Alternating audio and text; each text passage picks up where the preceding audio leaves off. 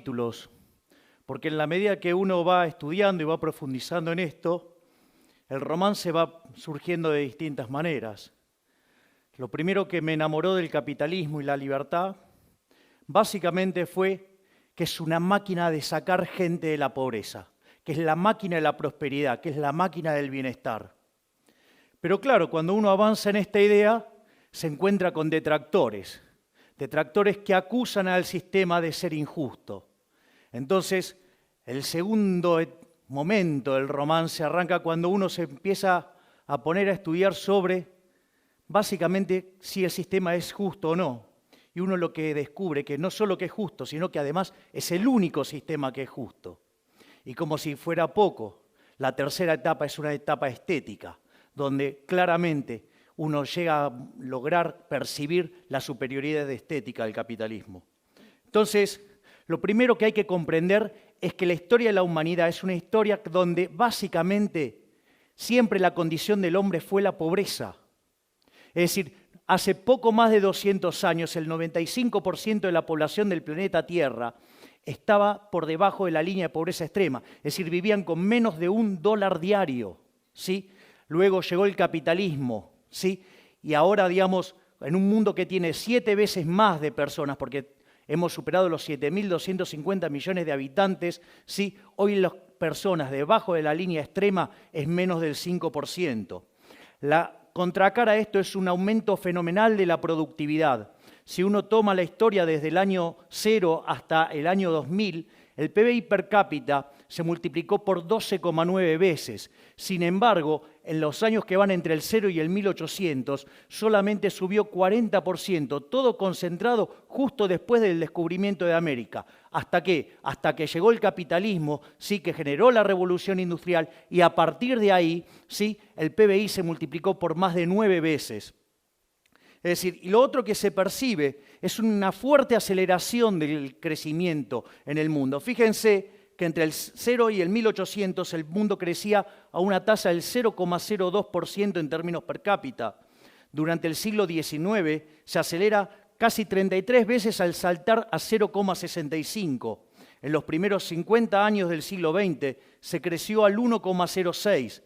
En la segunda parte al 2,1% y hoy el mundo crece al 3%. ¿Qué significa esto? Una explosión de crecimiento, una aceleración fenomenal de crecimiento. Es más, si ustedes consideran que las cuentas nacionales subestiman prácticamente 1,15 el crecimiento, hoy el mundo estaría creciendo cerca del 4,15%, ¿sí? Per cápita. Eso significa que a lo largo de 100 años vamos a estar multiplicando el PBI per cápita por 60 veces. Es decir, que en un siglo, ¿sí? Vamos a estar logrando 4,6 veces más de lo que logramos en toda la historia de la humanidad. Y eso se manifiesta ¿en qué? En el ritmo al cual, digamos, se duplica el PBI per cápita.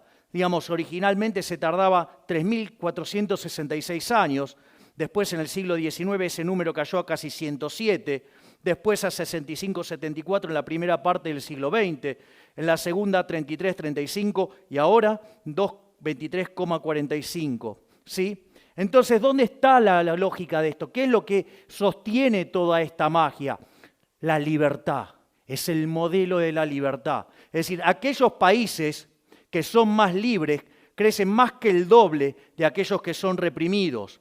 ¿Sí? ¿Y cuál es la consecuencia? Que aquellos que son más libres tienen un PBI per cápita casi 8 veces más grande que el PBI per cápita de los países reprimidos.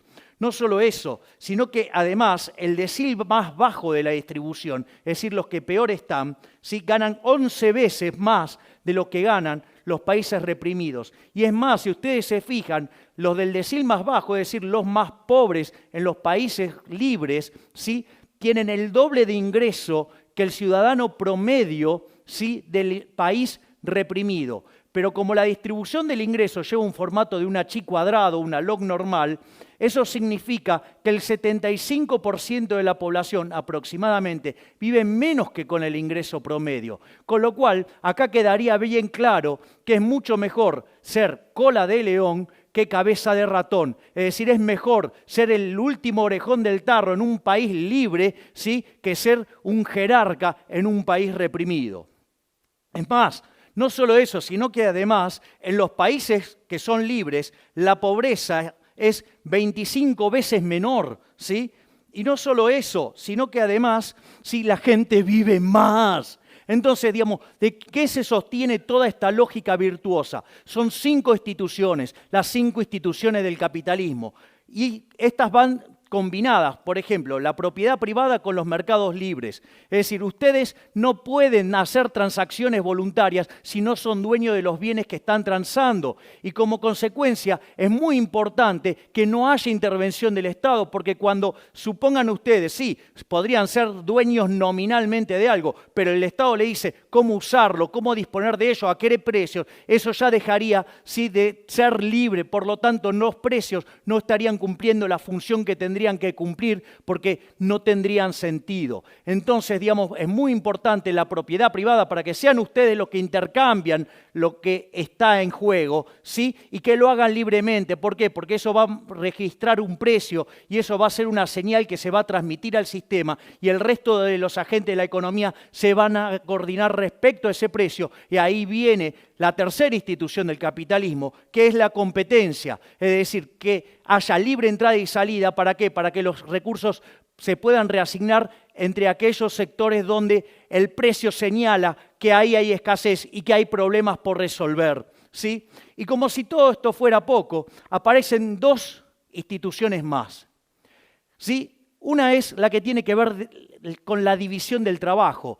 Lejos de esa falacia del hombre de paja que se le acusa al capitalismo, que nos quiere de todos iguales, no. Es decir, gracias a Dios somos todos distintos, somos todos desiguales, y eso permite que cada uno nos especialicemos en aquello que somos relativamente mejores, algo como que se conoce como la ley de asociación de Ricardo, ¿sí? Eso permite, ¿sí?, que cada uno de nosotros nos especialicemos, ¿sí?, y nos veamos obligados a lo que es la quinta institución del capitalismo, que es la cooperación social. Ustedes no pueden ser exitosos en el capitalismo sin servir al prójimo con bienes de calidad a un mejor precio. Es decir, ustedes podrían odiar al otro. Sin embargo, como su progreso económico y su bienestar material, ¿sí?, depende sustancialmente de que su producto sea elegido por el otro, lo tienen que tratar bien aunque lo odien.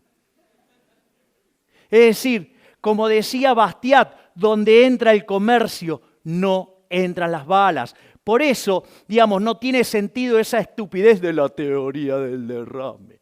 No hay derrame. Desafío al que quiera, ¿sí?, donde la literatura liberal habla del derrame. Jamás hablamos de esto. Porque, a ver, a Steve Jobs, ¿sí?, no se le derramaba nada. Digamos, a Bill Gates no se le derramaba nada. Ni ellos tampoco fueron un derrame de IBM. Digamos, el que gana plata no se le derrama nada. Es decir, acá se basa todo en cooperación social y ustedes solamente pueden triunfar satisfaciendo las preferencias del prójimo. Entonces, pero me vienen después con los nórdicos. No, porque el socialismo de los nórdicos. A ver, vamos a ver qué es de los nórdicos. Por ejemplo, miren estos muchachos. Posición en Doing Business. Miren todo lo bien que están los nórdicos en Doing Business. Miren lo bien que están los nórdicos en libertad económica. Miren dónde están los nórdicos en materia de mercado laboral desregulado. Y miren dónde están los nórdicos en respeto de los derechos de propiedad. Es decir, de socialismo creo que le quedaron solamente los altos impuestos, los cuales además lo empezaron a bajar sustancialmente, por ejemplo, después de que quebraron a fines de los 80. Es decir, que de socialismo solo tiene el nombre, porque en realidad son más promercado de lo que la gente se cree. Entonces, una vez que uno tiene esta contundente evidencia empírica, aparece el problema de la desigualdad. No porque el capitalismo es desigual. Bueno, veamos en qué se sostiene toda esa patraña mentirosa, ¿sí? Primero, digamos, el problema en los socialistas que parten de una teoría del valor, que es una teoría del valor estúpida. O sea, llamada teoría del valor trabajo. Es como que ustedes, digamos, para determinar el precio de algo, ¿sí?, ustedes pueden sumar los costos. Es como que, digamos, que uno quisiera, digamos, producir vino en una sociedad, entonces toma el costo de la uva, el costo de la botella, el costo de la etiqueta, el costo del corcho, le pone un margen y con eso vende. Digamos, ¿Ustedes se les ocurren qué puedo hacer con una botella de vino, de ese gran vino, en una sociedad de abstemios? Bueno, me imagino que estará aumentando la producción de vaselina en este mismo momento. Sí, pero digamos, o sea, además sería un mundo tan tonto, sí, que además no habría quiebras. Y yo creo que hay quiebras. Es más, la teoría de la explotación que sale de eso es una estupidez, porque fíjense esto, si hay algo que caracteriza el progreso tecnológico impulsado por los empresarios, es que ahorra trabajo. ¿Cómo? Está explotando a los trabajadores y utiliza tecnología que ahorra trabajo, es decir, para reducir la explotación. Ahora nos encontramos que en la teoría de la explotación, entonces, en el fondo los empresarios son benefactores sociales. Uy, me parece que los enganché en alguna contradicción. Por eso, digamos, la teoría económica avanzó hacia la teoría subjetiva del valor, donde, digamos, los precios se determinan por las preferencias y la escasez.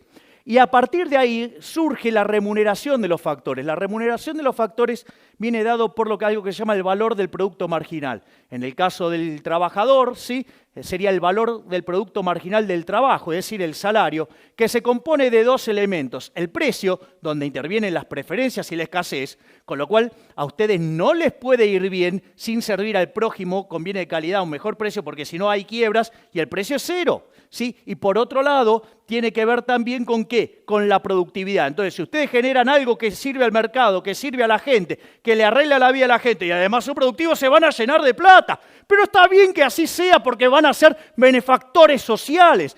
Entonces, eso permite ver de qué va la distribución del ingreso. En el fondo, la distribución del ingreso tiene que ver con cómo ustedes lograron servir al prójimo, es decir, cuán eficientes fueron arreglándole el problema a la sociedad. Y cuanto más productivos sean en ello, mejor les va a ir. Es decir, entonces, pero ¿qué hay acerca de la justicia del capitalismo? Entonces, ¿saben qué? Que todos los intercambios son voluntarios. Algo que los que miran teoría del valor trabajo no pueden entender, porque las cosas valen según el trabajo que tienen. Claro, entonces, ¿qué van a intercambiar? Nada. Entonces, yo les voy a contar el caso de una sociedad, ¿sí?, que aparece un chiquito que juega al fútbol y la rompe toda, se llama Messi, ¿sí? Entonces, claro, todos quieren tenerlo a Messi, porque saben, ¿sí?, que si lo tienen a Messi van a ganar todo. Ahora, ¿cuál es el punto? El punto es que Messi, cuando todos lo empiezan a demandar, ¿qué dice? Y yo quiero más plata. A punto tal que me gustaría llevarme por mes 2 recaudaciones del estadio, con lo cual habría que estar duplicando el precio de las entradas. Los únicos que quieren pagar eso son los catalanes. Con lo cual lo contrata el Barcelona, entonces le pega un peludo a todos, o sea, termina siendo campeón por escándalo, se le matan de risa a los madrileños en el propio Madrid, toda una fiesta. Ahora, cuando miran la distribución del ingreso, queda arriba Messi, después los dirigentes del Barcelona y los jugadores del Barcelona, después todos los españoles, salvo los catalanes y por último los catalanes. ¿Alguien podría decir que eso es injusto? Si todos consiguieron lo que querían. Pero vamos a otra sociedad. Supongan que yo subo en autobús con mi amiga Cristina, que tiene fuertes valores sociales, y se sienta a mi izquierda y entra de repente un señor con los bolsillos repletos de dinero. Eso a ella le parece tremendamente violento e injusto. Entonces saca un bate de béisbol, le pone en la cabeza y dice, o me das tu dinero o te rompo la cabeza. Entonces el hombre accede gentilmente a darle el dinero y suponiendo que no se la gasta ni en cartera, ni en zapatos, ni en hoteles y cosas por el estilo, ¿sí?, la reparte igualitariamente entre los que estaban en el autobús. La pregunta es, ¿ustedes podrían decir que esa sociedad es más justa? Entonces, lo que hay que ver también es que a lo largo del tiempo la distribución del ingreso va mejorando. Miren lo que era en los 60, ¿sí? En los 80 fue mucho menos desigual, en los 2000 mucho menos desigual. El índice de Gini se viene cayendo estrepitosamente y ustedes miren lo que era la distribución del ingreso en el 2003 y en el 2011. Es decir, que con el correr del tiempo el mundo se va haciendo más igualitario. Entonces ahora nos enfrentamos a la situación de afirmar con todas las letras que la justicia social es injusta. ¿Por qué? Primero entendamos la lógica populista. La lógica populista parte básicamente de lo que es la forma de la distribución del ingreso. Si debajo del ingreso promedio vive el 75% de la población, hay un negocio electoral buenísimo que es hablar de pobres y ricos y que le vamos a sacar a los ricos para darle a los pobres. Cuando pasa eso, ¿sí?, ¿El resultado cuál es? Mire, digamos, electoralmente garpa un montón, ¿sí? Porque ustedes le están hablando del 75% de la población, pero lo que hay que entender es que la torta no es algo que está fijo, sino que por la teoría de la distribución, ustedes ya vieron que es un proceso dinámico que se genera en el mercado, porque si ustedes produjeran algo que no les sirve a nadie, van a la quiebra y no sacan ningún ingreso. Consecuentemente, ustedes ahí lo que tienen es que la lógica del populismo y el socialismo lo que hace es destrozar los incentivos, hace que la torta termine siendo más chica y que todos terminemos siendo más pobres. De hecho, digamos, siempre fue un sistema basado en generar gran cantidad de miseria. Entonces, digamos, ¿qué decía Milton Friedman de estas cosas? Decía que aquella sociedad que priorice la igualdad por encima de la libertad no va a conseguir nada de ambas. En cambio, aquellas sociedades que prioricen la libertad por sobre la igualdad va a conseguir mucho de las dos cosas. Es más, ya lo decía John Stuart Mill, digamos, aquellas sociedades que se preocupan más por la igualdad que por la libertad termina siendo una sociedad de saqueadores. Entonces acá aparecen dos grandes logros del liberalismo que tiene que ver con la igualdad ante la ley, ¿sí? Veamos el caso de lo que se llama la redistribución del ingreso y en el caso de los impuestos progresivos. O sea, cuando ustedes ponen impuestos progresivos, es decir, aquellos que gravan con mayor fuerza a los que mejor sirven al prójimo, conviene de mejor calidad o mejor precio, ¿sí? Ustedes eso lo que implica es tratar de manera desigual frente a la ley a la gente, castigando al exitoso, con lo cual castigan a la producción. Y además, le aviso que digamos, este mecanismo es un robo, porque es ni más ni menos que hacer caridad a punta de pistola, ¿sí? Entonces, digamos, cuando ustedes caen en esto, sin lugar a dudas le va a ir mal. Entonces, en el fondo, lo que ustedes tienen que comprender es que estamos frente a una discusión de valores. Por un lado, el socialismo, basado en la envidia, el odio, el resentimiento, la desigualdad ante la ley, el robo y por sobre todas las cosas tratar de igualar a los que somos desiguales. Consecuentemente, un sistema violento que siempre se aplicó por la fuerza y se llevó puesto más de 100 millones de vidas humanas. Y por el otro lado tenemos el liberalismo, el capitalismo, que no es ni más ni menos que el respeto irrestricto del proyecto de vida del prójimo, ¿sí? Basado en la propiedad privada, basado en los mercados libres, basado en la poca intervención del Estado, basado en la división del trabajo, basado en la cooperación social, donde se premia el ahorro, donde se aprecia el esfuerzo, el trabajo, ¿sí? Y todo esto, sí, sirviendo al prójimo conviene de mejor calidad o mejor precio. Es decir, el exitoso en el capitalismo no es ni más ni menos que un benefactor social. Pero como si todo esto fuera poco, somos superiores estéticamente. Miren lo que es New York, miren lo que es Cuba. Sí, digamos, yo no conozco gente yéndose de New York para Cuba. Todos se quieren ir al maldito capitalismo. Sí, digamos, es más, o sea, estéticamente hemos sido superiores siempre. ¿Cómo eran los edificios de la Unión Soviética? Eran grises, oscuros, sin ventana, no les daba la luz. En cambio, del otro lado, ¿qué teníamos? Teníamos al Guggenheim, sí, tenemos las Torres Gemelas, sí, el edificio Chrysler, el Empire State, digamos, un conjunto de bellezas, ¿sí? Inventamos la bikini y la minifalda también. Es decir, miren lo que era el auto de los rusos, el Lada. Nosotros tenemos la Ferrari, el Lamborghini, el Maserati.